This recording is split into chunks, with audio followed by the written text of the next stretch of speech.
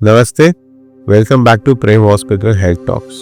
कुछ बताने से पहले एक किस्सा बताता हूँ। एक बुजुर्ग बाबूजी थे, करीब 60-65 साल के, हमारे पास आए थे। उनको हड्डियाँ था और हमने बोला कि बाबूजी हड्डियाँ का ऑपरेशन करा लीजिए, है ना, काफी बड़ा हो गया है। कह रहे जी 20 साल से है, अब उम्र ही कितनी रह गई है, और चल जाएगा, आप कोई दवाई दे दो, दर्द होता है। मैंने उन्हें समझाया भी, बाबूजी मुसीबत जो है जब आती है तो नॉक करके नहीं आती, कभी भी आ सकती है। और हर्निया की कुछ कॉम्प्लिकेशंस ऐसी हैं, जैसे अगर वो आंत फंस गई तो वापस नहीं जा पाई, काली पड़ गई, तो आपको इमरजेंसी में आना पड़ेगा और वो बहुत मुश्किल हो जाएगा। तो उन्होंने कहा जी सबके साथ थोड़ी होता है। सबके साथ नहीं होता, बट जिनके साथ होता है वो वर्थ नहीं है उसका वेट करना। और वही हुआ, करीब 3 महीने बाद वही बाबूजी इमरजेंसी में आए। वो आंत नीचे उतर गई थी, वापस जा नहीं पा रही थी। पेट खोल के ऑपरेशन हुआ, वो आंत काली पड़ गई थी। उसका रास्ता जो है, लैट्रिन का रास्ता उनका पेट से बनाना पड़ा, जो काम शायद वो एक दिन में अपना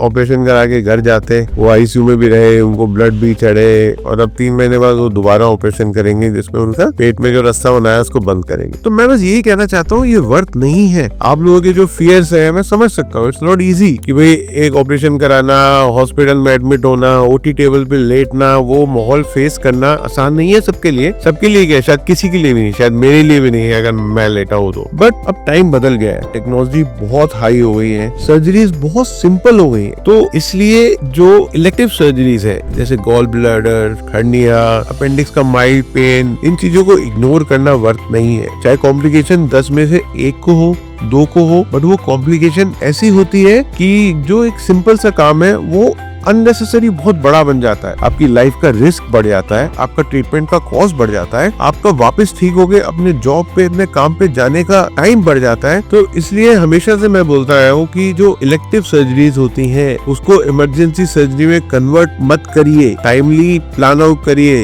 1 दिन, 2 दिन, 3 दिन की बात होती है। आप हॉस्पिटल में आते हैं, आपको कोई परेशानी नहीं होती, सिर्फ एक कैनुला लगता है, उसके बाद सारी दवाइयाँ उसके थ्रू दी जाती है, बेहोशी उसके थ्रू दी जाती है, और आप बिल्कुल स्वस्थ होके 24-48 घंटे में घर जाते हैं। तो अगर मैं डिफाइन करूं तो सर्जरीज 3 तरह की। पहली होती है सर्जरीज जो आप करा ले तो अच्छी बात है, नहीं कराए तो भी कोई फर्क नहीं पड़ता। ज्यादातर कॉस्मेटिक सर्जरीज उस सर्जरीज में आती है। किसी को अपना मोल निकलवाना है, कोई छोटी सी गांठ है वो निकलवानी है, अच्छी नहीं लग रही है, तो वो सब ठीक है, इट्स योर चॉइस, आप करा रहे हैं नहीं करा रहे हैं। दूसरी होती है जो सर्जरीज अवॉइड नहीं करी जा सकती, आपको करानी तो पड़ेंगी, बिकॉज आपकी प्रॉब्लम्स बढ़ती चली जाएंगी, जैसे gall bladder, hernia, piles, grade 3 या ग्रेड 4 पाइल्स हो गए। इस तरह की जो प्रॉब्लम्स हैं जो दवाइयों से ठीक नहीं होने वाली, है ना। और तीसरी होती है इमरजेंसी सर्जरीज, जो अवॉइड, जब आप आते हैं तो आपको इमरजेंसी ओटी में ले जाया जाएगा और सर्जरी करी जाएगी। तो मैं बार बार रिक्वेस्ट यही करता हूँ कि आप अपनी इलेक्टिव सर्जरीज को